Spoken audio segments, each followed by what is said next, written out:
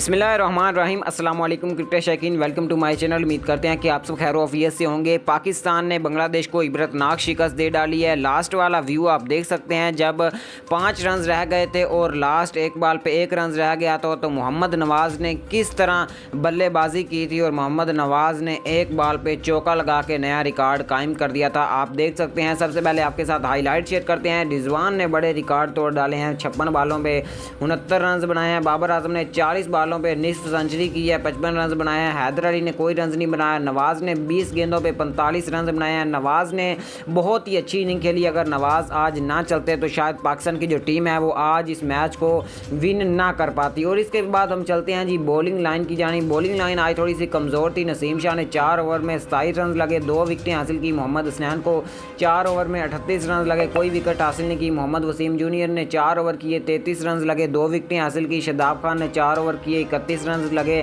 कोई विकेट हासिल नहीं की। नवाज़ ने 3 ओवर किए, 37 रन लगे, 1 विकेट हासिल की। इफ्तिखार अहमद ने बहुत अच्छी बॉलिंग का मुजाहिरा किया है, 1 ओवर करवाया, 7 रन लगे। और आज का मुकाबला जो है ये पाकिस्तान ने अपने नाम किया और उनको शिकस्त दे डाली।